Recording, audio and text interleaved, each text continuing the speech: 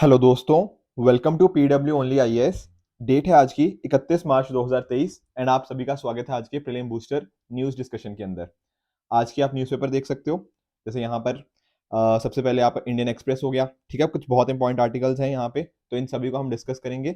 उसी तरह से द हिंदू के अंदर भी, जैसे फॉर एग्जांपल आज से आईपीएल स्टार्ट हो रहा है, ठीक है। एंड साथ ही साथ एक रेयर डिजीज आप जानते हो ना, जिनका एक तरह से वो वाली डिजीज जहां पर बहुत कम लोगों को वो डिजीज होती है, बट उनका जो इलाज होता है वो भी अवेलेबल नहीं होता।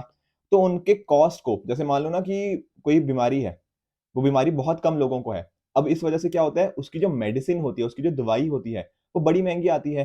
तो यहाँ पर हमारी गवर्नमेंट ने क्या किया है ना, उनके ऊपर कस्टम ड्यूटी से हटा दी गई है। तो इससे क्या होगा, आपको जो दवाइयां हैं, अगर किसी पर्सन को रेयर डिजीज है तो उसको दवाई कम रेट के ऊपर मिल पाएगी। यहाँ पर कॉस्ट को कम करने के लिए ऐसा एक्शन लिया गया है, ठीक है ना। आगे चलेंगे, पर उससे पहले मैं छोटा सा आपको बता दूं, जैसा कि आप सभी जानते ही हो कि प्रीलिम्स को ध्यान में रखते हुए हमारी टीम की तरफ से कुछ इंपॉर्टेंट इनिशिएटिव्स हैं, जहां पर जीएस पेपर 1 डिस्कस करते हैं हम रोज शाम को, मंडे वेंसडे फ्राइडे। उसी तरह से सी सेट डिस्कशन होती है ट्यूसडे थर्सडे सैटरडे।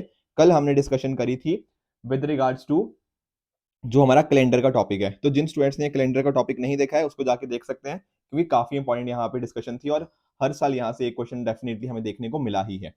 आगे बढ़े इससे पहले मैं छोटा सा बता दूं, जो स्टूडेंट्स 2024 के लिए तैयार कर रहे हैं, तो 2024 के स्टूडेंट्स के लिए हमारा जो फाउंडेशन कोर्स है वो यहाँ पर आप ज्वाइन कर सकते हैं। ये बहुत ही इफेक्टिव है, क्योंकि यहाँ पर ये जो बहुत ही innovative model, that is CTR model, class test revision plus साथ में ही इवेल्युएशन जो कंपोनेंट है ना, उसके थ्रू इस पर्टिकुलर मॉडल को बनाया गया है, जो कि यूपीएससी की चेंजिंग डिमांड्स के हिसाब से आप सभी को बिल्कुल एग्जाम रेडी करता है। तो क्लास भी हो रही है, टेस्टिंग भी है रेगुलरली, रिवीजन भी साथ साथ होती जा रही है, प्रॉपर इवेल्युएशन भी है। कुछ गड़बड़ कर रहे हो तो आपको वहां पे ठीक भी कर दिया जाएगा।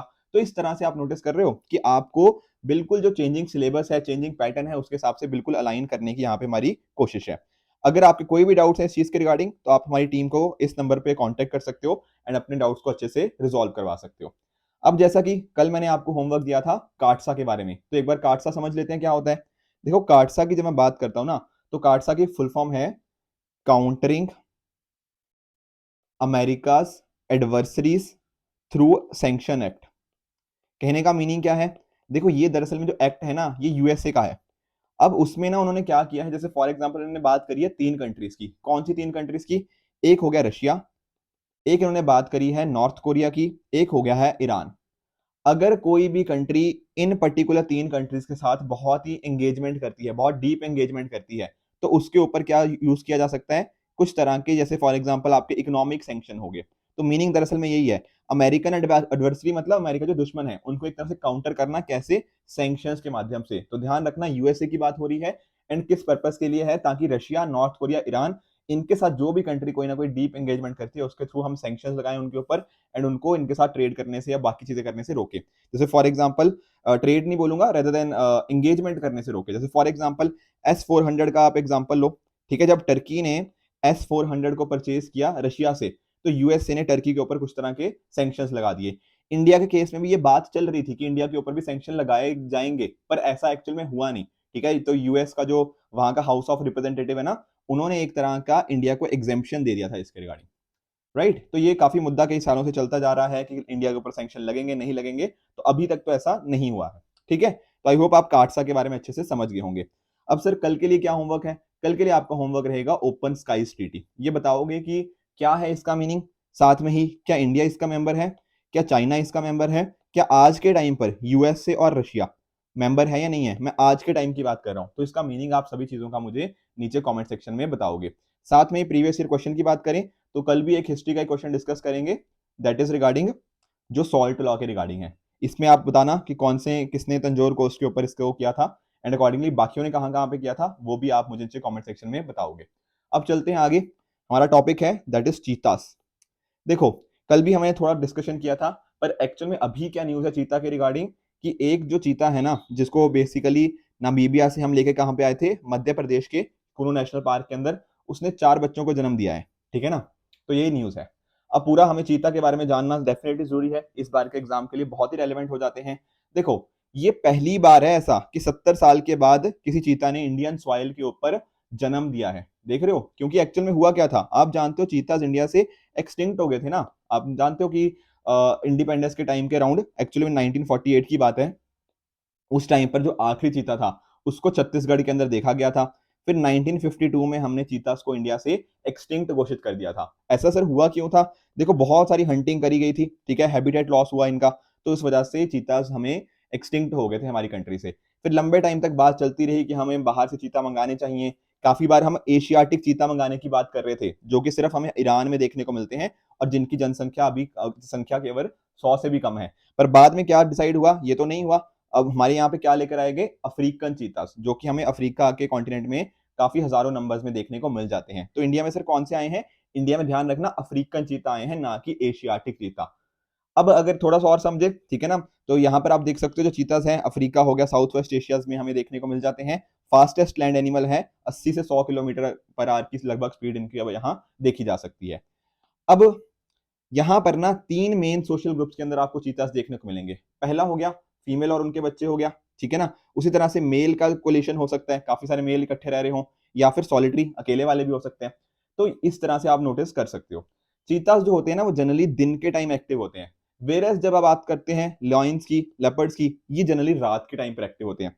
हम बात करते हैं ना जैसे नॉक्टर्नल, नॉक्टर्नल मतलब नाइट के टाइम पर एक्टिव होना, डायर्नल मतलब डे के टाइम पर एक्टिव होना। तो चीतास डायर्नल है, ये दिन के समय ज्यादा एक्टिव होते हैं। ये through out the year breed करते हैं, और इनका जो जेस्टेशन पीरियड होता है, जेस्टेशन पीरियड मतलब जो गर्भकाल, कहने का मीनिंग क्या है कि कितने टाइम के लिए जो अंदर बच्चा है वो डेवलप होता है मदर बॉडी के अंदर, तो वो नियरली 90 से 95 दिन का होता है, 3 साढ़े 3 महीने के आसपास का। अब ये जो चीता के बच्चे हैं, ठीक है ना, तो यहाँ पर क्या होता है, इनको ये डिपेंडेंट होते हैं अपने मदर के ऊपर। जैसे फॉर एग्जांपल हमारे यहाँ नहीं कहते कि बच्चा जो माँ के दूध के ऊपर डिपेंडेंट होता है कितने टाइम के लिए, तो उसी तरह से चीतास जो होते हैं अपने उनके ऊपर डिपेंडेंट होते हैं 4 महीने के लिए, और 20 महीने के बाद वो इंडिपेंडेंट हो जाते हैं। इसके साथ ही अगर आप नोटिस करो अफ्रीकन चीता की जो इंडिया में लाए गए हैं, उनका आईयूसीएन स्टेटस है वल्नरेबल। जो एशियाटिक चीता है वो सिर्फ ईरान में ही है, बहुत ही कम संख्या में है, इसलिए उनका आईयूसीएन स्टेटस क्या है? Critically endangered. तो ये भी चीजें आपको पता होनी चाहिए। बाकी आप सीएमएस की बात कर लो, ठीक है, माइग्रेटरी स्पीशीज की बात कर लो, साइट्स की बात कर लो, वहां आपको अपेंडिक्स 1 में देखने को मिल जाएंगे। कूनो नेशनल पार्क जहां पर कि हम चीतास को लेके आए हैं, ये मध्य प्रदेश में, आप सभी जानते हो, जिसको 1981 में एस्टेब्लिश किया गया था as a wild life sanctuary. फिर 2018 में इसको नेशनल पार्क का स्टेटस दे दिया गया। ये काथियार गिर ड्राई डेसिडुअस फॉरेस्ट का ही एक पार्ट है। तो आई होप आप चीतास हो गया और कुनो नेशनल पार्क, इन सभी के बारे में अच्छे से समझ गए होंगे। नेक्स्ट टॉपिक की तरफ बढ़ते हैं, recommendations of parliamentary committee for UPSC. देखो वैसे तो ये न्यूज 2-3 दिन से चली आ रही है, पर थोड़ा मैं डिटेल में आपसे डिस्कस करना चाहता था, तो इसलिए मैंने डिस्कस नहीं करा। देखो पहली बात तो समझना कि काफी लोगों को कंफ्यूजन हो रही है कि एक्चुअल में ये चीज हो चुकी है। द आंसर इज नो, ये सिर्फ एक रिकमेंडेशन है, ठीक है, सिर्फ बात करी गई है। आप जानते हो पार्लियामेंट्री कमेटीज होती हैं, तो इन्होंने ना यूपीएससी के रिगार्डिंग कुछ, जो हमारा एग्जाम्स होते हैं उसके रिगार्डिंग कुछ रिकमेंडेशन दी है। जैसे फॉर एग्जाम्पल आप नोटिस करो, अभी जैसे पिछले साल का अगर मैं एग्जाम बात करूं, तो पिछले साल का आई थिंक नोटिफिकेशन ना फरवरी में आई थी, इस बार भी उसी टाइम के अराउंड आई है। तो फरवरी में आई है, और अभी भी पिछले साल के, मैं 2022 वालों की बात कर रहा हूँ, तो 2022 फरवरी में नोटिफिकेशन आई थी पिछले साल के प्रीलिम्स और मेंस इन सभी चीजों की, और अब जाके मई के एंड में इसका रिजल्ट आएगा। तो हुआ क्या है, 15 महीने का यूपीएससी का प्रोसेस हो गया, नोटिफिकेशन रिलीज करने से लेकर फाइनल रिजल्ट आने तक। तो इतना लंबा टाइम लगता है। तो यहां पर ना रिकमेंडेशन के अंदर यह भी बोला गया है कि भैया 15 महीने का जब इतना लंबा साइकिल होता है ना, इससे कहीं ना कहीं जो कैंडिडेट्स हैं उनके दिमाग के ऊपर प्रेशर रहता है, ठीक है, एक मेंटल हेल्थ का उनका इंपैक्ट होता है। तो हमें यहाँ पे फोकस क्या करना चाहिए, इस पार्लियामेंट्री कमेटी ने रिकमेंड किया है कि 6 महीने से ज्यादा ये चीज नहीं होनी चाहिए। 6 महीने के अंदर फटाफट प्रीलिम्स कराओ, मेंस कराओ, इंटरव्यू कराओ, 6 महीने के अंदर इन चीजों को रैप अप करो। इतना लंबा प्रोसेस जब होता है ना, तो इंसान के मेंटल हेल्थ के ऊपर नेगेटिव इंपैक्ट आता है।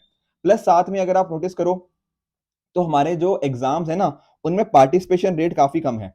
दरअसल में होता क्या है ना कि स्टूडेंट्स जो होते हैं वो एग्जाम फिल कर देते हैं, ठीक है ना, जैसे एग्जाम भर दिया पर देने नहीं जाते। जैसे मैं एग्जांपल अगर बताऊं, अगर 10 लाख लोग एग्जाम भरते हैं ना यूपीएससी का, तो सिर्फ सीएससी की बात कर रहा हूं, तो सिर्फ 5 लाख लोग ही कहीं ना कहीं उसको एग्जाम को देने जाते हैं। इसी तरह से दूसरे एग्जाम्स में देखा गया है। तो ऐसा क्या रीजन है इसके पीछे का, इसके टर्नआउट का रीजन ढूंढो और इसको ठीक करने की कोशिश करो। इसी तरह से ये भी इन्होंने बोला है कि कितना आपने पैसा इकट्ठा किया है पिछले सालों के अंदर बच्चों से एग्जामिनेशन फी के नाम पे। जैसे फॉर एग्जांपल 100 रुपया लगता है ना, कि आई थिंक 100 या 200 होता है, वुमेन को आई थिंक फ्री है, बाकियों को ठीक है ना, कुछ कैटेगरीज को भी फ्री है, उसके साथ ही जो मेल जनरल कैंडिडेट्स है उनको 100 रुपए या फिर मेंस के अंदर 200 रुपया, तो अलग अलग क्लासिफिकेशन है, उस हिसाब से थोड़ी फीस पे करनी पड़ती है। तो कितना पैसा कलेक्ट हुआ है, साथ में ही कितना खर्चा हुआ है इन एग्जाम्स को कंडक्ट कराने के लिए, ये पूरा यहाँ पे बोरा एक तरह से उन्होंने बोला है कि यूपीएससी को ये चीजें बतानी चाहिए। साथ में ही जो आंसर की आती है, जो आंसर की जैसे 2022 का प्रीलिम्स हुआ है ना, उसकी आंसर की आज तक यूपीएससी ने रिलीज नहीं करी। वो रिलीज होगी कब, जब फाइनल रिजल्ट आ जाएगा, इंटरव्यू के बाद जब नंबर आ जाएंगे ना, जब रिजल्ट आ जाएगा उसके बाद यूपीएससी अपनी आंसर की रिलीज करता है प्रीलिम्स की। तो यहाँ पर इस पार्लियामेंट्री कमेटी ने ये भी रिकमेंड किया है कि ये जो आंसर की आनी चाहिए ना, प्रीलिम्स के जस्ट बाद आ जानी चाहिए, और अगर बच्चों को कहीं ना कोई दिक्कत आती है तो बड़े ऑब्जेक्शन लगाए जा सकते हैं उसके ऊपर, तो ये चीज होनी चाहिए। इसके साथ ही इन्होंने ये भी बात करी है कि ये भी चेक करो कि जो इंग्लिश माध्यम के अंदर जो बच्चे हैं और जो हिंदी माध्यम के बच्चे हैं या rather I should say non English के माध्यम के बच्चे हैं, उनके बीच में क्या बराबर इक्वल अपॉर्चुनिटी उनको मिल रही है नहीं मिल रही। जो स्टूडेंट्स कहीं ना कहीं अर्बन एरिया से आते हैं, जो रूरल एरियाज के अंदर से आते हैं, क्या उनको बराबरी मिल रही है या नहीं मिल रही, या ऐसा तो नहीं है कि अर्बन एरियाज के स्टूडेंट्स ही कहीं ना कहीं सिलेक्ट होते जा रहे हैं और रूरल एरियाज वाले बहुत पीछे हो गए हैं। तो इक्वल अपॉर्चुनिटी दोनों को मिल रही है नहीं मिल रही, ये भी चीजें चेक करो।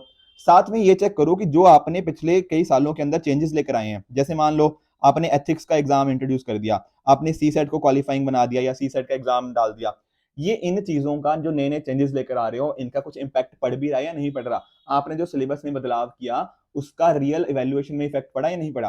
कि ऐसा तो नहीं है कि स्टूडेंट्स जो हैं, ठीक है ना, एक एग्जांपल था कि एथिक्स के अंदर बहुत अच्छे मार्क्स आ रहे हैं, बाद में फिर ऐसा ना हो कि वो करप्शन करते हुए पकड़े जाएं। ठीक है, तो एक्चुअल में इंपैक्ट है भी उस चीज का या नहीं है, ये भी चेक करो। इसके अलावा ठीक है कि कितना स्टूडेंट से कहीं ना कहीं कलेक्ट करते रहो फीडबैक कि और क्या चीजें चाहिए इंप्रूवमेंट के लिए, ताकि ओवरऑल प्रोसेस की जो ट्रांसपेरेंसी है, जो फेयरनेस है, उसको थोड़ा और इंक्रीज किया जा पाए। ये सारी रिकमेंडेशन है, ध्यान में रखना। ऐसा हुआ नहीं है कुछ भी, ठीक है, ये 6 महीने का प्रोसेस ये हुआ नहीं है, ये केवल रिकमेंडेशन है। हो सकता है आने वाले टाइम में हो सकता है ना भी हो, ठीक है ना, तो केवल ये रिकमेंडेशन है। ठीक है सर, अगले टॉपिक की तरफ बढ़ते हैं, दैट इज इंटरचेंज फी। अब सर इंटरचेंज फी क्या है इसको समझते हैं। ये दरअसल में ना इसके रिगार्डिंग भी बहुत कंफ्यूजन है मार्केट में, तो उस कंफ्यूजन को भी हम क्लियर कर देंगे। NPCI, national payment corporation of India, इन्होंने इंटरचेंज फी इंट्रोड्यूस की है कितनी, 1.1%। किसके ऊपर, मर्चेंट यूपीआई ट्रांजैक्शन के ऊपर, जो कि प्रीपीआई के द्वारा करी जाती है फ्रॉम अप्रैल 1 2023, जिनकी वैल्यू 2000 से ऊपर होती है। सर कुछ भी समझ नहीं आया, फिक्र ना करो। देखो, आप लोग यूपीआई के थ्रू कभी किसी को पैसा भेजते हो? सर बिल्कुल। आप लोगों ने जैसे मान लो कोई खरीदने जाते हो, किसी भी शॉप में कुछ खरीदने जाते हो, तो आप यूपीआई से पेमेंट कर देते हो। अब यूपीआई से पेमेंट भी दो तरह से हो सकती है। एक तो भैया है जैसे आपका बैंक है, जैसे मैं आपका अपना खुद का बताता हूँ, मेरा पास आईसीआईसीआई बैंक है, ठीक है ना, और सामने वाले का कुछ और होगा बैंक। अगर मैं यहाँ पे यूपीआई का जो पैसा अपने आईसीआईसीआई बैंक से डायरेक्टली यहाँ पे डाल रहा हूँ, तो यहाँ पर कोई फीस नहीं लगती, और नए चेंजेस के हिसाब से भी यहाँ पर कोई फीस नहीं लगेगी। तो सर चेंज क्या हुआ है? चेंज ये हुआ है कि मान लो जैसे मेरा पेटीएम का वॉलेट है, वॉलेट समझते हो ना, आप अपने पेटीएम वॉलेट में कुछ पैसे रख सकते हो। तो अगर मान लो मैंने अपने पेटीएम वॉलेट में कुछ पैसे डाल रखे हैं, मान लो 10,000 रुपया मेरे पेटीएम वॉलेट में पड़ा है। अब मुझे अगर पैसे देने हैं किसी दुकानदार को, मान लो 3,000 रुपए की मैंने शॉपिंग करी है, तो यहां पर पैसा ना मेरे बैंक अकाउंट से सामने वाले के बैंक अकाउंट में नहीं जा रहा, यहां पर पैसा जा रहा है मेरे पेटीएम वॉलेट से सामने वाले के बैंक अकाउंट के अंदर। फर्क समझे, यहां पर पेटीएम वॉलेट से जा रहा है पैसा, डायरेक्टली बैंक अकाउंट से नहीं जा रहा। तो जब ऐसा होगा, जब किसी पेटीएम वॉलेट या फिर इस तरह के प्रीपेड पेमेंट इंस्ट्रूमेंट से पैसा जाएगा 2,000 रुपए से ज्यादा, तब यहां पर उसके ऊपर 1.1% इंटरचेंज फी लगाई जाएगी। ये बात बिल्कुल क्लैरिटी से समझ लो। लोगों को लग रहा है कि नहीं, जब भी यूपीआई करेंगे तो 1.1% फीस लगेगी, ऐसा नहीं है। अगर डायरेक्टली बैंक टू बैंक कर रहे हो कोई दिक्कत नहीं है, आप वो बिल्कुल फ्री है। अगर आप अपने वॉलेट हो गया या इस तरह की कुछ चीजें जैसे हो गया ना, उससे करते हो तब पैसा लगेगा। कई बार आपने देखा होगा ना, आप अपने किसी मान लो किसी की शादी है, तो आप उसको गिफ्ट कार्ड भेजते हो कई बार, जैसे अमेजोन का गिफ्ट कार्ड आता है या इस तरह से कुछ वाउचर्स वगैरह आते हैं। तो यहां पर भी ना क्या है, इनके ऊपर भी लगेगा। क्यों, रीजन क्या है? क्योंकि दरअसल में ये प्रीपेड पेमेंट इंस्ट्रूमेंट्स हैं। प्रीपेड का मीनिंग क्या होता है? आपने ऑलरेडी उसमें पैसा डाल रखा है। ये पेटीएम में 10,000 रुपए कहां से आए? ये ऑलरेडी आपने पैसे डाल रखे हैं उसके अंदर। तो इस तरह की चीजें, जो इस तरह के इंस्ट्रूमेंट होते हैं जिनमें पैसा ऑलरेडी डाल रखा है, वहां पर जब आप 2,000 से ज्यादा का कहीं ना कहीं ट्रांजेक्शन करोगे, वहां पर आपको ये चीज देखने को मिलेगी कि वहां पर अकॉर्डिंगली इस फीस को आप एप्लीकेबल होते हुए देखोगे। अगर डायरेक्टली बैंक टू बैंक कर रहे हो कोई दिक्कत नहीं, आप करते रहो, बिल्कुल वो फ्री ऑफ कॉस्ट ही रहेगा। आई होप आप ये जो नए चीजें हैं ना, जो नई चीजें नए रूल्स लेके आए हैं, उनको आप समझ गए होंगे। ठीक है ना, तो एनपीसी ये चीज लेके आया है और ये अप्रैल 1 2023 से एप्लीकेबल हो जाएंगी, यानी कि कल से ये चीजें एप्लीकेबल हो जाएंगी। ठीक है। अब जो इंटरचेंज रेट्स हैं ये एक्चुअल में वेरी करते हैं 0.5% से 1.1%। इस केस में हमें 1.1% यहाँ पे देखने को मिल जाएगा।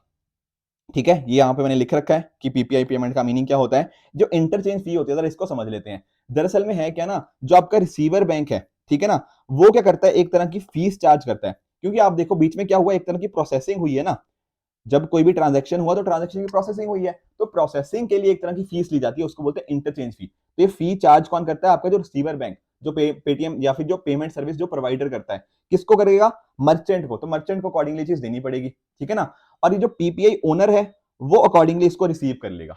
समझ रहे हो, तो फी चार्ज कौन कर रहा है, आपका रिसीवर बैंक, और पीपीआई ओनर को ये चीज अकॉर्डिंगली वो रिसीव कर सकता है। अब ध्यान समझना कि जो फी जो है ये लगी किसके ऊपर, किसको पे करनी पड़ी, ये लगी मर्चेंट के ऊपर। ऐसा नहीं है कि मेरे ऊपर लग रही है ये फीस, ठीक है। मैं कौन हूं, मैं खरीदने वाला हूं ना, मैंने जाके कोई चीज सामान खरीदा मर्चेंट से, तो यहां पर मेरे ऊपर ये फीस नहीं लगी, ये फीस किसके ऊपर लगी है, मर्चेंट के ऊपर। पर एक बात समझो, ऐसा भी तो हो सकता है मर्चेंट मेरे से मना कर दे लेना, वो बोले कि नहीं आप पेटीएम वॉलेट से करोगे, मुझे तो 1.1% फीस देनी पड़ेगी, तो मैं नहीं लूंगा आपसे। या फिर बोलेगा कि यही आप जैसे मान लो 3,000 का है, इसका 3,000 का 1.1% देख लो कितना हुआ, वो बोलेगा कि नहीं ये तो कस्टमर पे करेगा, तो ऐसा भी हो सकता है। तो ये एक इशू यहाँ पे हो सकता है कि कस्टमर के ऊपर डायरेक्टली तो नहीं है कोई फीस यहाँ पे लग रही, पर मर्चेंट बोलेगा कि नहीं अगर आप पेटीएम वॉलेट से पे करोगे तो 100 रुपया एक्स्ट्रा देना पड़ेगा। इस तरह की चीजें हमें यहाँ पे देखने को मिल सकती हैं। तो इंटरचेंज फी आखिर करी की जाती है ताकि कॉस्ट ऑफ एक्सेप्टिंग हो गया, कॉस्ट ऑफ प्रोसेसिंग और ट्रांजेक्शन को ऑथराइज करने की जो भी कॉस्ट होती है उसको कहीं ना कहीं हम कवर कर पाए, इसके लिए यहाँ पे देखने को मिल जाएगा। ठीक है ना। तो यूजर्स यहाँ पे ध्यान रखना, यूजर्स डायरेक्टली यहाँ पे चार्ज नहीं होंगे, वो तभी होगा आपका दुकानदार बोले कि नहीं मैं पेटीएम से पैसे नहीं लूंगा, अगर आपने पैसे देने हैं तो कहीं ना कहीं 100 रुपए एक्स्ट्रा दो, इस तरह की चीजें हो सकती हैं। बट अदरवाइज अगर आपसे यूपीएससी पूछे तो बिल्कुल यूजर्स के ऊपर कोई इंपैक्ट नहीं आएगा, इंपैक्ट आएगा मर्चेंट के ऊपर। इसी तरह से एक बार ना हमने कई बार पढ़ा हुआ है एमडीआर के बारे में, मर्चेंट डिस्काउंट रेट। ये भी इसी तरह की फीस है जो मर्चेंट के ऊपर लगती है, जब मान लो वो क्रेडिट कार्ड हो गया या इस तरह के जो भी पॉइंट ऑफ सेल मशीन के ऊपर जो ट्रांजेक्शन करी जाती हैं उसके ऊपर करने के लिए, तो उसको एमडीआर बोलते हैं। आई होप आप समझ गए होंगे इंटरचेंज फीस क्या है और किसके ऊपर ये एप्लीकेबल होगी। नेक्स्ट टॉपिक की तरफ बढ़ते हैं, that is great Nicobar island. अभी देखो क्या हुआ है, दरअसल में ना एक हमारा प्रोजेक्ट है, क्या प्रोजेक्ट का नाम क्या है, ग्रेट निकोबार प्रोजेक्ट। अब सर ये प्रोजेक्ट क्या है, ये प्रोजेक्ट बात करता है कि जो ग्रेट निकोबार वाला एरिया ना हमने मैपिंग करी हुई है, आप जानते हो ग्रेट निकोबार की, उसको हमने डेवलप करना है। कैसे डेवलप करना है, वहां पर एक हम ग्रीन फील्ड सिटी एस्टेब्लिश करेंगे। ग्रीन फील्ड का मतलब एक नई सिटी जहां पे पहले कंस्ट्रक्शन नहीं हो रखा, वैसी सिटी सेटअप करेंगे। वहां पर एक नया हम इंटरनेशनल एयरपोर्ट सेटअप करेंगे, एक पावर प्लांट हो गया, उसी तरह से इंटरनेशनल कंटेनर ट्रांसशिपमेंट टर्मिनल हो गया, एक टाउनशिप बनाई जाएगी। इस तरह की बहुत सारी चीजें हम वहां पे करने की कोशिश कर रहे हैं ताकि नए नए टूरिस्ट आ पाए, कुछ होटल्स हो गया, ठीक है ना, वाटर सप्लाई को ठीक करना, वेस्ट मैनेजमेंट को ठीक करना, ये सारी चीजों का नाम क्या है, ग्रेट निकोबार आइलैंड प्रोजेक्ट। अब ठीक है, अब खुद सोचो ना, अगर इतना सारा कुछ करना है कहीं ना कहीं जमीन तो चाहिए ना, लैंड तो चाहिए। तो यहां पर क्या हुआ, हमारी जो ट्राइबल मिनिस्ट्री है उन्होंने राज्यसभा को बता दिया है कि यहाँ पर ना ट्राइबल लोग हैं, आप जानते हो अंडमान निकोबार में तो बहुत सारे ट्राइबल लोग हैं, तो ये जो ट्राइबल लोग हैं इनसे इनका डिस्प्लेसमेंट नहीं होगा, हम इंश्योर करेंगे इस तरह से। ऑब्वियसली लैंड तो देखो करनी पड़ेगी, पर यहाँ पर जो ट्राइबल्स है ना उनके ऊपर हम मिनिमम से मिनिमम इम्पैक्ट है और उनसे उनका डिस्प्लेसमेंट ना हो, ऐसा हमेशा ये चीज कोशिश करेंगे, ऐसा बिल्कुल ट्राइबल मिनिस्ट्री ने ये चीज बोल दी है। ठीक है, तो पॉइंट समझ आया कि ग्रेट निकोबार प्रोजेक्ट क्या है, प्लस साथ ही साथ हमारी ट्राइबल मिनिस्ट्री क्या कह रही है। अब यहाँ पर अगर ग्रेट निकोबार की हम लोकेशन तो वैसे जानते ही हैं, पर फिर भी देख लो, यहाँ पर ये सदर्न मोस्ट एंड लार्जेस्ट है निकोबार आइलैंड्स का इंडिया का। साथ में ही ये सुमात्रा के नॉर्थ में हमें देखने को मिलता है, नीचे देखने को मिल जाएगा आपका सुमात्रा। यहाँ पर हाईएस्ट पॉइंट माउंट थुलियर है और यहाँ पर ट्रॉपिकल वेट एवरग्रीन फॉरेस्ट हमें देखने को मिल जाते हैं। इंदिरा पॉइंट आप जानते हो, जो इंडिया का मतलब इंडिया का सदर्न मोस्ट पॉइंट है, वो यहीं पे देखने को मिलेगा। यहाँ पर इस पर्टिकुलर ग्रेट निकोबार आइलैंड की एक बहुत ही फेमस स्पीशीज है, that is leatherback sea turtle, इसको भी आप याद में रखिएगा। साथ में ही शॉम्पन हो गया, निकोबारीज ट्राइबल पीपल आपको यहाँ पे देखने को मिल जाएंगे। कुछ इंपॉर्टेंट यहाँ पे नेशनल पार्क्स हैं, जैसे गिलाथिया बे नेशनल पार्क हो गया, कैम्बल बे नेशनल पार्क हो गया, तो दो इंपॉर्टेंट नेशनल पार्क्स, और साथ ही साथ एक biosphere reserve that is great Nicobarese biosphere reserve आपको यहाँ पे देखने को मिल जाएगा। तो ये कुछ एडिशनल इन्फॉर्मेशन थी रिगार्डिंग ग्रेट निकोबार जो हमें अच्छे से पता होनी चाहिए। नेक्स्ट छोटा सा टॉपिक है हमारा एक्सोस्टोमा धृतियाए।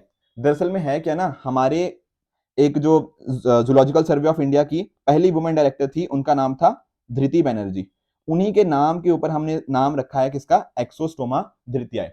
अब यहाँ पर ये क्या चीज है, अरुणाचल प्रदेश के अंदर ना जूलॉजिकल सर्वे ऑफ इंडिया के साइंटिस्ट ने एक नई कैटफिश स्पीशीज को डिस्कवर किया है, या पिक्चर में देख सकते हो। तो इनका नाम ऐसे दिया हुआ है। तो यहाँ पर ना यूपीएससी में जो क्वेश्चन आते हैं वो जनरली यही आते हैं कि ये एक्सोस्टोमा धृतियाई हमें न्यूज में देखने को मिला, ये आखिर है क्या, किस चीज से रिलेटेड है। तो आपको पता होना चाहिए यहाँ पर हम बात कर रहे हैं कैटफिश की स्पीशीज के बारे में। ठीक है, नई डिस्कवर हुई है तो डेफिनेटली हमारे लिए इंपॉर्टेंट हो जाती है। अगर आपको ये जानना है कैटफिश आखिर होती क्या है, देखो कैटफिश जनरली हम बात करते हैं फ्रेश वाटर के अंदर जो हमें पाई जाती हैं, पर ऑल्दो कुछ हमारे पास ऐसी स्पीशीज भी होती हैं जो सॉल्ट वाटर के अंदर भी हमें देखने को मिल जाती हैं। नॉकटर्नल होती हैं, मतलब रात के टाइम में ज्यादा एक्टिव होती हैं। ठीक है, साथ में अगर आप नोटिस करो तो इनको अलग अलग पर्पसेस के लिए यूज किया जा सकता है। स्पोर्ट फिशिंग हो गया, रिसर्च एनिमल हो गया, एक्वा कल्चर के अंदर आप फूड फिश की तरह यूज कर सकते हैं, ऑर्नामेंटल्स के अंदर यूज किया जा सकता है। तो ये अलग अलग चीजों के लिए कैटफिश को यूज कर लिया जाता है। अब इसकी अगर बात करें तो एक्सोस्टोमा धृतियाई की, तो इसको नगोरंग लोकल ट्राइब्स के द्वारा भी बोला जाता है। और इसको कहाँ पे देखा गया है, सिकिंग स्ट्रीम के अंदर, जो कि सियांग रिवर की एक ट्रिब्यूटरी है इन अपर सियांग डिस्ट्रिक्ट ऑफ अरुणाचल प्रदेश। तो ये कुछ एडिशनल इन्फॉर्मेशन थी जो हमें अच्छे से पता होनी चाहिए। ठीक है, तो ये कुछ टॉपिक्स थे आज के जो हमें डिस्कस करने थे। कल मैंने आपको एक संथल रेबिलियन के रिगार्डिंग एक क्वेश्चन दिया था, संथल अपराइजिंग के रिगार्डिंग। इसको एक बार देख लेते हैं कि इसका आखिर इसका आंसर क्या है। देखो, अगर जब मैं बात करता हूँ ना, देखो संथल की या फिर इन जनरल में बात करूं, तो आप नोटिस करो कि जो ईस्ट इंडिया कंपनी थी वो काफी ज्यादा कंट्रोल करती थी इंडिया के अलग अलग एरिया, चाहे आप बंगाल की बात कर लो, बिहार की बात कर लो, उड़ीसा की बात कर लो। ठीक है ना। स्पेशली अगर मैं बात करूं 1757 की बैटल ऑफ प्लासी, 1764 का बैटल ऑफ बक्सर, उसके बाद यहाँ पे काफी अच्छा खासा कंट्रोल आ गया। अब बाद में क्या हुआ, परमानेंट सेटलमेंट सिस्टम भी हमें देखने को मिला जो कि लॉर्ड कॉर्नवालिस के द्वारा इंट्रोड्यूस किया गया। अब यहाँ पर एक जगह आप नोटिस करो, एक है हमारे पास ट्राइबल्स, ठीक है, और यहाँ पर ये लेके आ गया परमानेंट सेटलमेंट सिस्टम। इससे क्या हुआ, जो जमींदार है ना, इनके पास काफी अच्छे खासे राइट्स मिलने लग गए, जो लैंड के ऊपर राइट्स इनको दे दिए गए। पर यहाँ पर ट्राइबल तो हजारों सालों से रहते आ रहे हैं। ठीक है ना, तो यहाँ पर संथल्स को ये बात अच्छी नहीं लगी।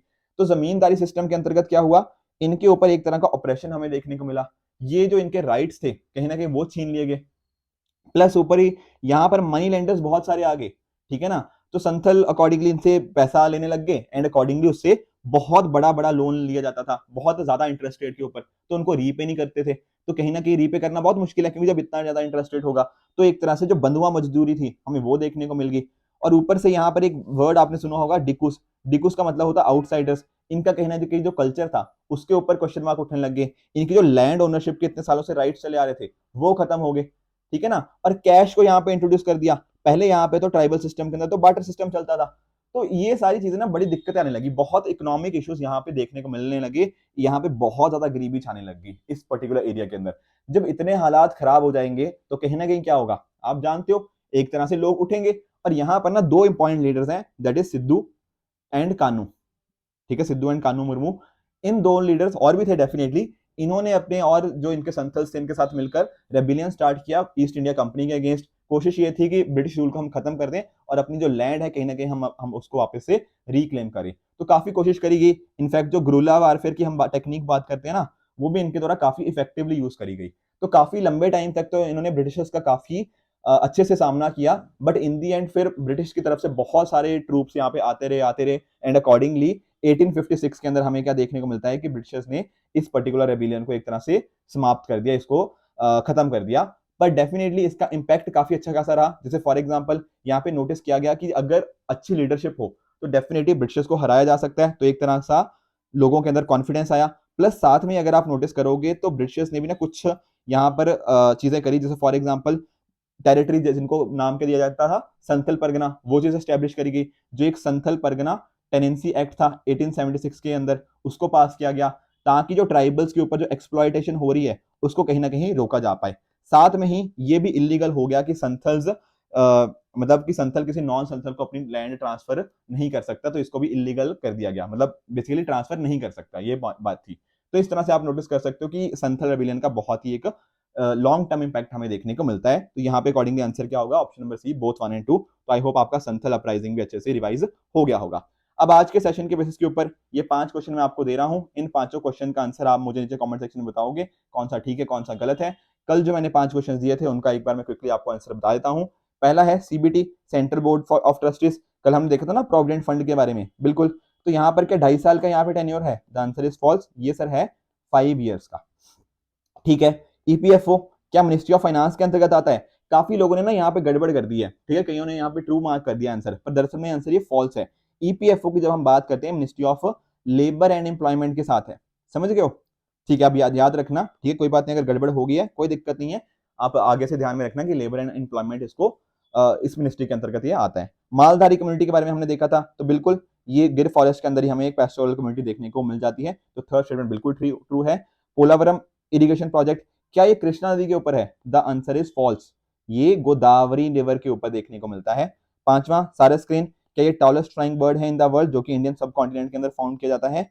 ये बात यहाँ पर बिल्कुल ट्रू है। तो इस तरह से आपने नोटिस किया कौन से ट्रू थे कौन से फॉल्स थे। इसी तरह से इन पांचों क्वेश्चंस का आंसर प्लस जो एक हिस्ट्री का प्रीवियस ईयर क्वेश्चन मैंने आपको दिया है, एंड साथ ही साथ में उसके मैंने जो आपके साथ जो ओपन स्काई स्टेटस के रिगार्डिंग क्वेश्चन पूछा है, इन सभी क्वेश्चन का आंसर आप मुझे कमेंट सेक्शन में बताओगे कौन सा सही है कौन सा गलत है। एंड साथ में अगर आपको इस लेक्चर की पीडीएफ चाहिए तो आप my Telegram channel only as nothing else पे जाके इसकी पीडीएफ को एक्सेस कर सकते हो एंड अपनी प्रिपरेशन को और भी बेहतर बना सकते हो।